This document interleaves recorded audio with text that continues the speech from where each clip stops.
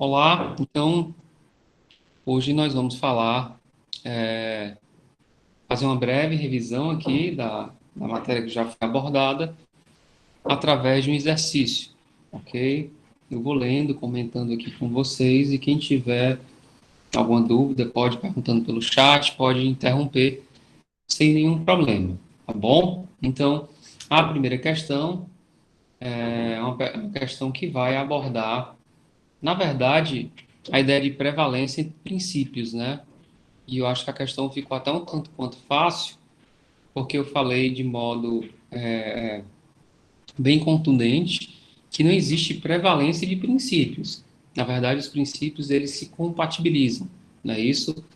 Ou seja, pode ser que num caso concreto um princípio tenha uma aplicação prevalente sobre o outro, mas num outro caso concreto, com o choque dos mesmos princípios, pode ser que um outro princípio tenha uma prevalência. Vai depender do caso concreto, de como o princípio é aplicado, tá certo? Como isso é ponderado pelo magistrado, pelo aplicador da lei, tá bom? Então a gente não pode falar da prevalência, da hierarquia entre princípios, tá bom?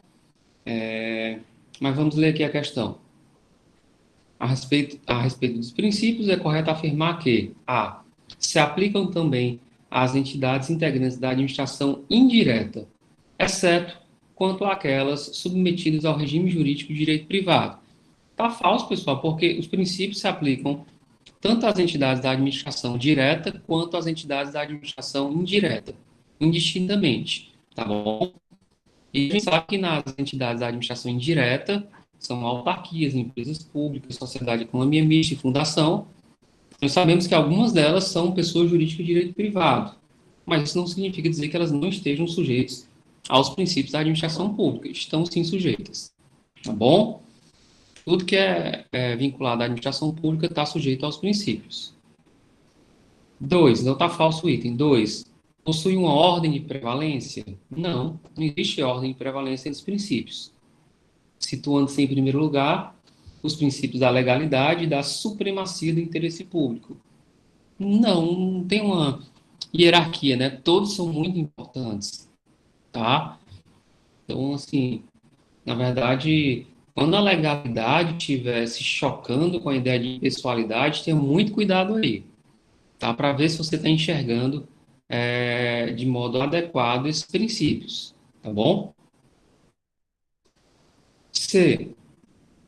O princípio da eficiência, com o advento da emenda constitucional número 18, que ele foi incorporado na Constituição em 98, através dessa emenda, né, ganhou assento constitucional, passando a se sobrepor, ou a sobrepor-se aos demais princípios aplicáveis à administração. Não existe supremacia de um princípio sobre o outro. Então, essa questão vai enfatizar bastante isso.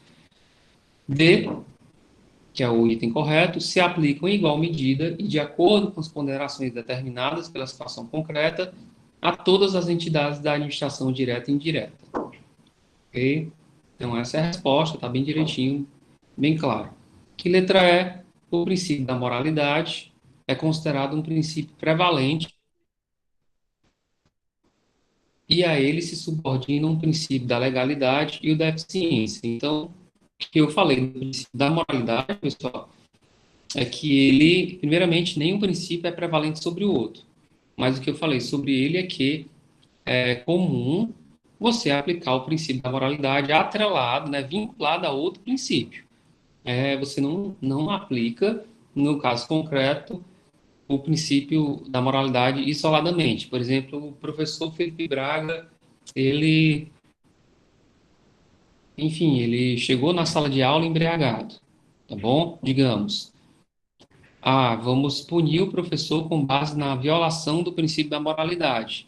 Ora, é claro que isso é uma violação do princípio da moralidade, mas, no caso, o professor Felipe Braga violou também a legalidade, a lei, o Estatuto do Servidor Público coloca que o servidor tem que se comportar, enfim, tá? Dentre outras questões, tá? Então, vai violar a legalidade, vai violar a moralidade, ok? Então, resposta da primeira, letra D. Professor, as entidades do Sistema S, nós vamos falar sobre ela, vai ter uma aula só sobre isso. elas não subordinam assim, diretamente aos princípios, tá bom? Mas naquilo que ela for receber do Estado, a gente vai ver isso com calma, né? Algumas relações jurídicas, aí sim vai ter que seguir, tá? Essas entidades também, elas vão ter um regimento bem próprio, né? Mas a priori não, porque, por exemplo, elas não contratam por meio de concurso público, tá? Elas não são obrigadas a fazer licitação, tá certo? Então tem peculiaridades, ok? Na verdade, isso é aplicado à administração direta e indireta, tá bom? Por mais que elas possam ser equiparadas a uma autarquia. A depender do caso concreto, eu vou explicar isso para vocês quando for abordar o sistema S. Não se preocupe. Então, segunda questão, de acordo com o princípio da publicidade administrativa, não esqueçam de ler o enunciado da questão, tá bom? Porque o enunciado, ele aqui já vai excluir um item. Pode haver sigilo de informações administrativas quando tal for imprescindível à segurança do Estado e da sociedade? Sim, pode haver sigilo, eu falei para vocês, né? Que não poderia uma pessoa chegar numa delegacia de polícia e perguntar: delegado, existem quantas armas? Quem são os agentes que vão estar aí hoje à noite? Isso é segurança do Estado, tá? E outras questões também de intimidade, vida privada, elas não são divulgadas, tá bom? Teve uma discussão no Supremo Tribunal Federal acerca da divulgação da remuneração dos servidores públicos, né? Se isso violava a intimidade e tal. Mas o Supremo Tribunal Federal, ai, desculpa, eu estou tomando um medicamento que eu fico com muito sono. Ave Maria, não consigo me controlar. E é 3 vezes por dia que eu tomo esse medicamento. Mas o Supremo entendeu que não era incompatível com a Constituição os dispositivos da Lei do Acesso à Informação que obrigavam, né, a administração pública a ser transparente no que se refere à remuneração dos servidores públicos, ok? Não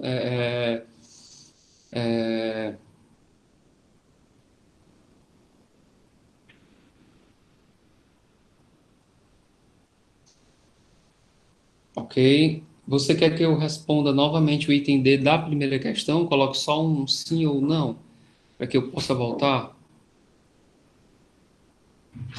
Da segunda, eu ainda não cheguei no D, não, tá? Está na letra A. Então, a letra A. Pode haver sigilo das informações administrativas quando for imprescindível à segurança? Sim, pode haver sigilo. Letra B. É proibido constar nomes, símbolos ou imagens que caracterizem promoção pessoal de autoridades ou servidores públicos em divulgação de atos, programas ou campanhas de órgãos públicos. Na verdade, esse item, assim, é proibido. Constar símbolos, etc, etc. Mas isso aí, pessoal, é uma manifestação do princípio da impessoalidade. E eu falei que ia colocar isso na prova, tá bom? E eu falei que algumas pessoas iam errar. Espero que aqui ninguém tenha errado, tá? Então, a assertiva, se ela for considerada por si só, é uma assertiva verdadeira, está copiada da Constituição. Só que o enunciado da questão, ela fala de acordo com o princípio da publicidade. Isso aqui é uma manifestação do princípio da impessoalidade, ok? Por isso que o item B de bola está errado. C. A eficácia dos atos administrativos é sempre condicionada à publicação no Diário Oficial? Não. Existem atos administrativos internos, né, que eles não precisam ser publicados. Eu falei para vocês, o professor Felipe Braga vai deixar de dar a disciplina de direito administrativo para dar direito penal. E aí, esse tipo de alteração interna que é feita no departamento, no caso é o Departamento de Direito Público, ele não precisa ser publicado no Diário Oficial da União, tá? Você publica no Diário Oficial da União as decisões que, enfim, elas trazem ônus ao Estado, tá? Uma contratação de um servidor, um contrato administrativo, etc., uma promoção, tá? Ou aquela que tem efeitos a terceiros, efeitos externos. Então, sei lá, a mudança da sede, a mudança de horário de atendimento, geralmente isso tem que publicar para que todo mundo tenha conhecimento a essa medida. ok? Leis, etc. Mas nem todos os atos vai estar condicionado para ele ser válido, né, a sua publicação no Diário Oficial, ok? Então tá falso. Letra D. A transparência deve ser absoluta no âmbito administrativo, já que exige ampla e restrita divulgação dos atos por ela praticados. O erro da questão é o item absoluta, né? Deve ter, assim, uma ampla transparência. Se fosse assim, o item, a transparência deve ser ampla, né? Agora, irrestrita, né? Absoluta e restrita, essas duas palavras fizeram com que o item ficasse incorreto, porque a gente sabe que existe o sigilo, tá bom? Então, tem até sigilo da questão de segurança econômica do Estado, tá? Por exemplo, o Estado está fazendo um foguete através do Ministério da Ciência e Tecnologia. Isso é segredo industrial do Estado, não tem por que divulgar, tá bom?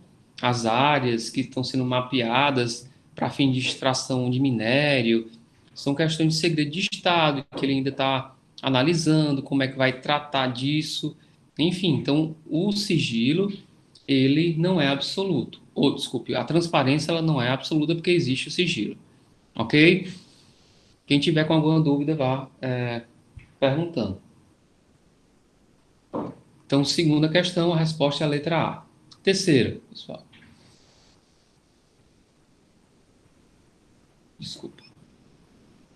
A assertiva que os atos e provimentos administrativos são imputáveis não ao funcionário que os pratica, mas ao órgão ou entidade em nome do qual age o funcionário, encontra respaldo, né, essencialmente no princípio da impessoalidade, tá? Ou seja, na verdade, eu não estou imputando a responsabilidade ou fazer ou não fazer, né? O servidor público ele age em nome de terceiro, em nome da sociedade, tá? Ele é um executor, ele cuida da coisa ali, a coisa do povo, né? Então isso é uma manifestação, né? Do princípio da impessoalidade. A gente vai falar também disso na próxima aula, quando for abordar a teoria do órgão, tá?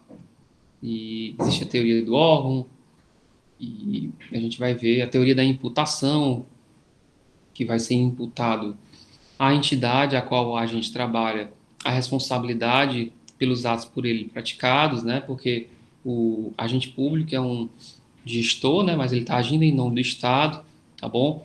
Enfim, a gente vai trabalhar esses conceitos também, vai aprofundar no próximo tópico que vai ser órgãos públicos. Ok? Então, terceira questão, letra C. Quarta, as afirmações abaixo estão relacionadas à obrigatoriedade de obediência dos princípios constitucionais pela administração pública. Aí vamos ver aqui. Os princípios devem ser obedecidos pela administração de quaisquer poderes? Sim, tanto do poder executivo, quanto do poder legislativo, quanto do judiciário, tá bom? 2. A obrigatoriedade destina-se à administração direta, não alcançando as empresas públicas? Falso. A gente viu lá na primeira questão, que é para administração direta e indireta, tá bom? E 3. Todas as entidades, União, a terceira, a letra C, isso mesmo. Terceira C de casa, tá bom? No final eu posso digitar no chat o gabarito, tá bom? Para vocês confirmarem. Quarta, desculpe, terceiro item, né? Todas as entidades estatais, União, Estado, Distrito Federal e municípios, devem obediência àqueles princípios? Sim, todos vão ser obrigados a enfim, obedecer os princípios da administração pública. Quando eu for colocar o gabarito, eu vou até sublinhar para que vocês possam ver onde é que está o erro. Vou marcar, destacar de vermelho, onde é que está o erro da questão, tá bom? Então, a primeira e a terceira, a resposta da quarta é a letra B de bola, tá? Quinta questão, pode-se afirmar que uma empresa contratada pela administração pública para executar uma obra não pode, de regra, interromper a sua execução e alegar falta de pagamento. Isso, pessoal, é uma manifestação do princípio da continuidade, tá bom? Isso se aplica também na questão de greve, para evitar a continuidade, tá? Mas a gente vai ver, quando abordar a licitação, né, os limites dessa ocorrência. Então, por exemplo, eu sou um prestador de serviço, tá? A minha empresa é empresa de limpeza urbana, por exemplo. E aí o estado, o município, ele pode passar um ano sem me pagar e eu vou ter que fazer a limpeza urbana. Como é que eu vou pagar meus funcionários, etc. Então a gente vai ver quais são os limites, né, da interrupção de pagamento, tá bom? Quando for abordar licitação em contratos administrativos. É claro que tem um limite também, porque senão isso iria levar à falência, né, do empresário, tá bom? Mas em regra, pessoal, o empresário ele tem que saber que a atividade, falo sim, Sinara, ele tem que saber que quando ele for contratar com a administração pública, ele tem que assumir os riscos da atividade econômica, e isso significa também que ele tem que prever que quando você está negociando com a administração pública, há mudanças de gestão, a aprovação de orçamento, e isso pode gerar alguns buracos, né? Atrasos no pagamento, tá bom? Então, ele não pode pensar que vai prestar um serviço para o Estado e vai receber conforme um cronograma. Na verdade, pelo princípio da eficiência, todo um cronograma tem que ser cumprido, o Estado não pode atrasar, etc. Ele tem que ser como se fosse uma empresa privada, né? Se atrasar, tem multa, juros, etc. Mas, em razão da supremacia do interesse público, tá bom, da complexidade do Estado, a gente sabe que acontecem problemas, tá? Impugnações, processos judiciais e tal. Então, mesmo que ele deixe de pagar por um determinado período, tem que haver a continuidade. Eu falei sobre a autotutela para vocês, que era um princípio que diz que a administração pública pode corrigir de ofício seus atos quando forem ilegais ou revogá-los, né, por motivo de conveniência e oportunidade. Então, por exemplo, digamos que o professor, sei lá, o professor Felipe Braga, eu já dei até esse exemplo quando estava abordando essa matéria. O professor Felipe Braga, ele está recebendo uma gratificação de pró-reitor, e ele não é pró-reitor, tá? Então, é ilegal esse tipo de recebimento, porque a lei vai dizer recebe a gratificação, quem foi nomeado no cargo de pró-reitor e tal, e eu estou recebendo lá no meu contra-cheque e fiquei caladinho, tá bom? Então, se a administração pública ela verifica isso, ela faz a autotutela, ela se defende, ela declara nula esse recebimento, tá? E eu vou ter que ressarcir a administração pública, tá bom? Esse autotutela, ela se defende. Só que essa autotutela, pessoal, além da administração pública constatar isso, ela pode ser provocada a constatar isso. Por exemplo, a Sinara recebeu uma multa de trânsito por estar dirigindo o veículo dela sem capacete. Sem capacete, que multa mais abusiva é essa, né? Porque quem anda de carro não precisa estar com capacete, é só o motociclista. Aí, no caso, a Sinara, ela que vai provocar a administração pública. Ela entra com recurso na Junta de Recursos Administrativos de Trânsito e o Estado faz autotutela. Ele anula essa multa que ela, pelo fato dela não ter, violar o Código de Trânsito. O Código de Trânsito não tem a previsão, né, de uso de capacete para veículo, tá bom? Então, é a autotutela provocada, né? O próprio cidadão que se sentir prejudicado, ele provoca o Estado a anular esse ato, tá bom? Lembrando que eu estou falando de anulação. Existe também autotutela decorrente da revogação, tá? Então, por exemplo, o Estado autorizou uma apresentação na Praça do Ferreira de Natal, tá? Digamos que ela recebe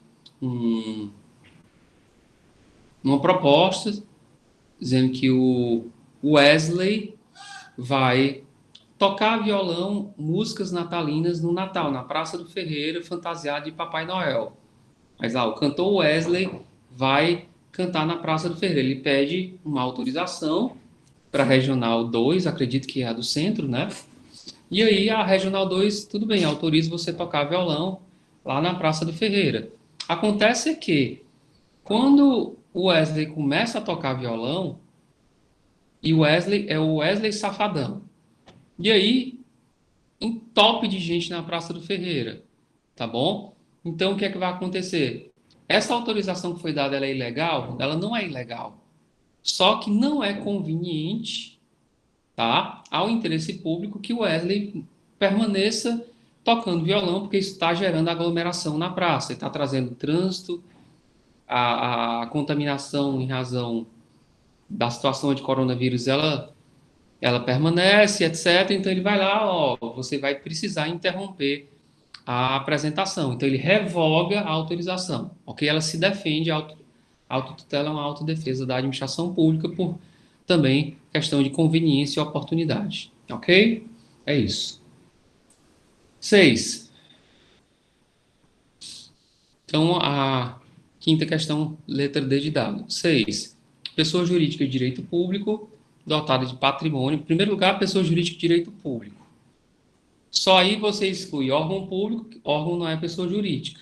A gente vai falar de órgão, é o próximo item, tá bom? Próxima matéria. Empresa pública, sociedade, economia mista são pessoas jurídicas de direito privado. Não é isso? Então só vai sobrar a autarquia, mas vamos lá. Empresa, pessoa jurídica de direito público, dotada de patrimônio próprio, criada por lei. Ó, criada por lei também já tira a sociedade, economia mista e empresa pública, porque eles são autorizados por lei, não são criados por lei, tá? Para o desempenho do serviço público descentralizado. Então, no caso, é a autarquia letra B, tá? Então, vocês têm que lembrar bem dessas questões conceituais que eu coloquei para vocês, que ao invés de você ficar decorando uma característica ou outra, lembrar que quando uma entidade é criada por lei, né, a lei que a cria, ela traz toda a sua estruturação jurídica, tá bom? Então, cria a lei, coloca quais são os seus órgãos, quais são os seus agentes, qual é a sua função, ela vai criar lá artigo 1º, artigo 2º, enfim, toda a estruturação jurídica da entidade. Já a autorização por lei é uma lei de um dispositivo meramente autorizativo. Fica autorizada a criação de uma empresa, de uma indústria, de algo que se refira à segurança nacional ou relevante interesse coletivo. Não é isso? E aí depois ela vai ser criada, não para a lei, né, mas pelo registro de seus atos no cartório. Ok? Profe- Sétimo. Professor, com licença, Pois não? Pois empresa não? pública é pessoa jurídica de direito privado? Sim.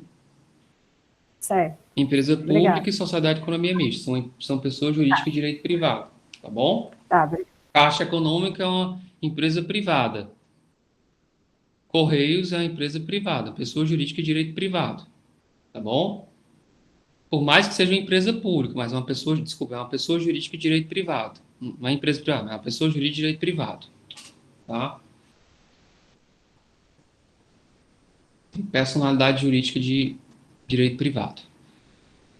7. A imposição de que o administrador e os agentes tenham sua atuação pautada pela celeridade, perfeição técnica e economicidade, traduz no princípio da eficiência, tá bom? O princípio da eficiência é aquele princípio que foi incluído, né, pela emenda 19, e ele trouxe esse viés, né, do agente público ser econômico, gastar, ser célere, ser produtivo, tá bom? Buscar a perfeição, claro que ninguém é perfeito, ninguém tem o dever de ser perfeito, né? Tá bom? Mas é isso.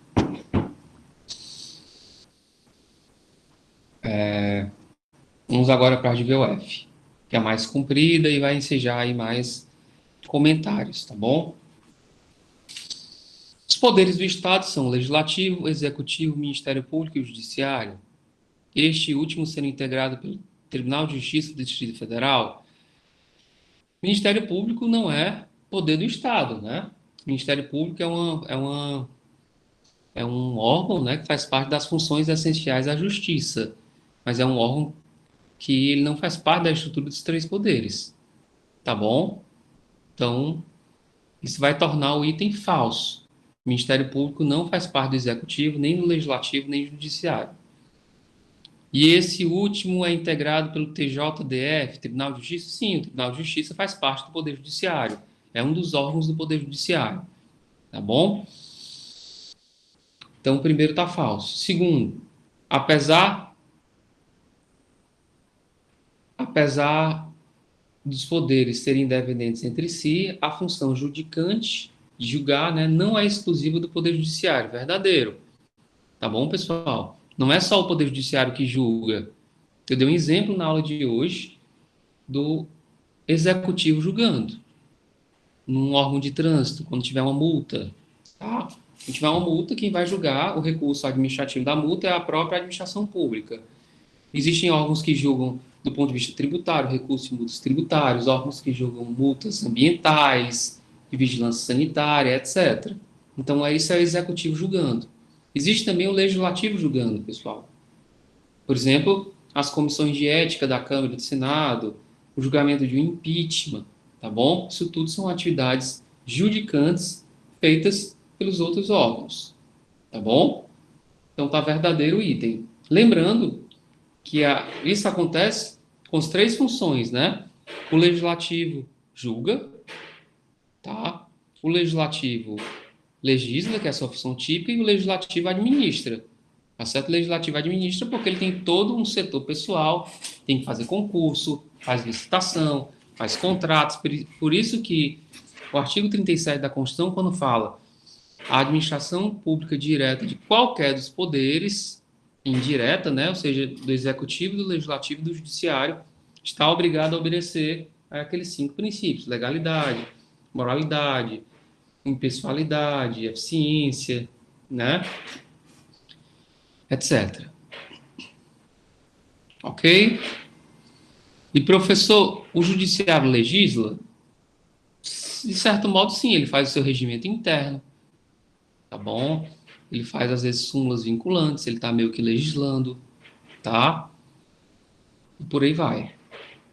Terceira, então o segundo está verdadeiro. Terceira, apenas, cuidado com essas palavras, apenas, sempre, absoluto, tá? Coloquem sempre o pé atrás quando tiver essas palavras e provavelmente o item vai ser falso, tá? Apenas a lei, isso não significa dizer que vai estar sempre falso, ele provavelmente. Então, apenas a lei pode ser tida como fonte do direito administrativo. Vocês viram com a Luciana que não, né? Nós temos várias fontes. Agora temos fontes formais, a lei em sentido estrito, né? E não em sentido lato. Aí ela seria a fonte formal do direito administrativo. Mas aqui não tá distinguindo entre fonte formal e fonte material, né? Então, a gente tem como outras fontes a doutrina, né, a jurisprudência, tá? São fontes do direito administrativo. O próprio costume é fonte, tá bom? Então, o item é falso. Para ser correto, deveria ser apenas a lei em sentido estrito pode ser tida como fonte formal do direito administrativo. Aí a gente poderia considerar o item correto, tá bom? A administração pública, desculpe, a administração direta abrange todos os órgãos do Poder Executivo, excluindo os órgãos do Poder Judiciário e Legislativo. Falso, eu falei para vocês que a administração direta vai compor os três poderes. Todos os órgãos dos três poderes fazem parte da administração direta, tá bom? Da União, dos Estados, do Distrito Federal e dos municípios. São todos os órgãos dos três poderes da União, dos Estados, do Distrito Federal e dos municípios são que compõem a administração direta, tá? Então, ela é muito grande, a administração direta, ok? Então, o item está falso. Próximo. Qualquer dúvida, podem ir perguntando aí. São princípios da administração pública expressamente previstos na Constituição: legalidade, impessoalidade, moralidade, publicidade e eficiência. Lembra que tem aquela expressão LIMP, que eu coloquei até na nota de aula, para vocês não esquecerem. Esse motivação não é um princípio expresso da Constituição, tá? O item ficou falso por causa disso, tá? A motivação, ela até existe nos atos administrativos, etc., mas, sobretudo nos atos administrativos discricionários, né? Mas ela não é um princípio expresso da Constituição Federal, ok? 6. Como decorrência do princípio da impessoalidade, a Constituição, olha aí, lembra que eu falei, não vou nem comentar muito item, né? Porque tem relação com a questão, segunda questão, item B. Então, como decorrência do princípio da impessoalidade, a Constituição proíbe a presença de nomes, símbolos ou imagem que caracteriza a promoção pessoal de agentes ou servidores públicos, em publicidade de atos, programas, obras, serviços e campanhas de órgãos públicos, ok? Então, está bem claro e caracterizado aí a violação da impessoalidade, não da publicidade. Está verdadeira a sexta. 7. Embora a moralidade não encontre menção expressa no texto da Constituição, na verdade, encontra, né? A moralidade está lá no artigo 37. É correto afirmar, com base no direito positivo brasileiro, que o princípio da moralidade se confunde com o da legalidade? Falso. Não se confunde. Primeiramente, ele está expresso no texto constitucional, tá? E, em segundo lugar, ele não se confunde com a legalidade. Moralidade tem a ver com a questão da probidade, né? A boa-fé, enfim. E a legalidade não. A legalidade, a administração pública só pode fazer o que está expresso na lei. Tá? Eles não se confundem, se complementam. Ok? 8. Considere que o Platão, governador de um estado da federação, tenha nomeado seu irmão, Aristóteles, que possui formação superior na área de engenharia, para o cargo de secretário de Estado de Obras. Pressupondo-se que Aristóteles atenda todos os requisitos para a referida nomeação, conclui-se que essa não vai de encontro ao posicionamento adotado em recente julgado do STF. Está verdadeiro. Eu falei para vocês que não é nepotismo a nomeação, né, dos cargos políticos. Então, o presidente da República pode nomear parentes para cargo de ministro de Estado, o governador pode nomear parentes para cargos de secretário e o prefeito também pode nomear parentes para cargos de secretário, só para esses cargos políticos, tá bom? O presidente não poderia nomear o filho dele como diretor técnico da Agência de Vigilância Sanitária, não, é só para os cargos políticos. O Supremo entende que tem essa liberdade aí do chefe do executivo, ok? Isso não é nepotismo, não é violação da moralidade, ok? Inclusive, não sei se era no Paraná, acho que era no Paraná, a esposa do prefeito, ela é secretária, uma pessoa. Na verdade, ela nem precisa ter aquela formação técnica, etc., como a questão colocou aí. Não precisa, é nomeação política. Ele precisa ter os requisitos. Por exemplo, pode ser que para ser ministro de Estado ele coloque uma idade, ser brasileiro nato, sei lá, alguma coisa assim. Tenha como requisito constitucional. Se não tiver requisito, aí tem uma certa liberdade. Ok? 9. Pode o administrador público, em situações específicas, excetuar a aplicação do princípio da publicidade? Sim, está verdadeiro. Que situação, professor? Já falei hoje. Segurança do Estado, né? Intimidade das pessoas, tá bom? Então, pode ser que o juiz restrinja a participação das partes do Ministério Público, do magistrado e advogados na audiência de divórcio. Pode ser que um processo disciplinar que envolva um assédio, ele seja decretado sigiloso para manter, no caso, a intimidade. Um aluno ou uma aluna foi assediada, etc., ela não quer se expor, pode ser decretado sigilo, dentre outras questões. Ok? 10. A União, os estados, os municípios e o Distrito Federal são entidades estatais soberanas, possui autonomia política, administrativa e financeira. Na verdade, essa palavra soberania aí, ela não existe, né? Só quem tem soberania é a República Federativa do Brasil. Estado e município não é soberano, tá? A soberania é a questão de reconhecimento internacional enquanto entidade, né, política, que tem relação com outros países e tal. Não, aqui no Brasil, só é a República Federativa do Brasil que faz essa relação internacional. Se vocês lerem o jornal de hoje, vai ter lá o prefeito Roberto Cláudio foi como prefeito eleito Sarto, de Fortaleza, né, para o Distrito Federal, para tratar da questão de empréstimos no BID, Banco Internacional, etc. Na verdade, todos esses empréstimos, pessoal, que são feitos pelo município, eles são referendados, né, pelo Poder Público Federal, porque é a questão de relação internacional, tá bom? Então, Estado e município não têm soberania, tá? Eles têm autonomia política, mas soberania para emitir passaporte, isso não existe, tá bom? Toda relação diplomática ela é feita, no caso, pela União, porque é a entidade representativa da República Federativa do Brasil. Ok? Então, só essa palavra soberania.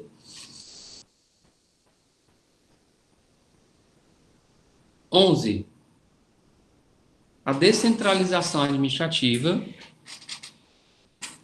ocorre quando se distribuem competências materiais entre unidades administrativas dotadas de personalidade jurídica distinta. Verdadeira, tá? Se você vai outorgar competência para unidade administrativas que não tem personalidade jurídica, tipo assim, eu vou dotar para um órgão interno, isso não é descentralização, isso é desconcentração. A gente vai, nesses itens que seguem, trabalhar bem esses conceitos. Tá bom? Então tá verdadeiro o item, tá? Na descentralização, você outorga ou cria uma entidade da administração indireta ou outorga para um particular. Tanto um como a outra são entidades que vão ter personalidade jurídica. Se você entregar para qualquer entidade da administração indireta, autarquia, empresa pública, sociedade de economia mista ou fundação, todas as quatro vão ter personalidade jurídica. Algumas de direito público, outras de direito privado, mas tem personalidade jurídica. Se entregar para um particular, por empresa privada, é empresa que tem personalidade jurídica. É uma SA, é uma limitada, etc. Tá bom? Isso é descentralização. Então, 14, eu estava no 11. 12. Quando determinado ministério, visando ganhar agilidade, outorga uma de suas funções para ser executada por uma fundação pública, tem-se um exemplo de desconcentração? Falso, é descentralização. Se ele está entregando para uma entidade que tem uma outra personalidade jurídica, é uma descentralização. Tá? Então, se você pega o Ministério da Saúde e ele cria, sei lá, ele outorga parte das suas funções. Por exemplo, a função de criar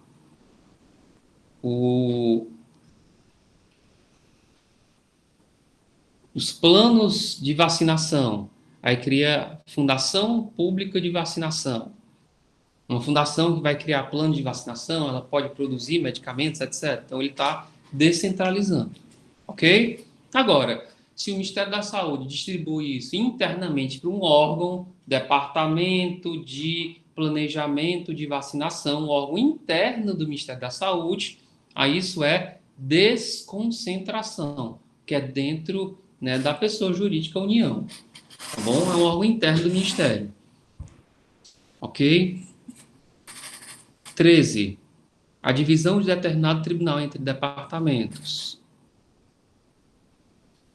A divisão de determinado tribunal em departamentos, visando otimizar o desempenho para, posteriormente, distribuir as funções no âmbito dessa nova estrutura interna, é exemplo de descentralização. Falso, é desconcentração.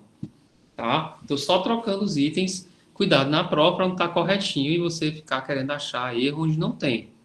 Leiam com calma. Tá certo? 14, diferentemente, é um conceito para fechar de modo claro. Diferentemente da descentralização, em que a transferência de competência se dá para outra entidade, a desconcentração é um processo eminentemente interno, em que um ou mais órgãos substitui outro com o objetivo de melhorar e acelerar a prestação de um serviço público. Ok. Alguma dúvida? É meramente conceitual, está verdadeiro 14. Estamos terminando, pessoal. 15. Do ponto de vista orgânico, organizacional, né? O TRE, Tribunal Regional Eleitoral, integra a administração pública indireta. Pessoal, quais são as quatro entidades da administração indireta? Autarquia, empresa pública, sociedade, economia mista e fundação. Tá bom? Tribunal algum é administração indireta. É um órgão da administração direta do Poder Judiciário, faz parte do Poder Judiciário.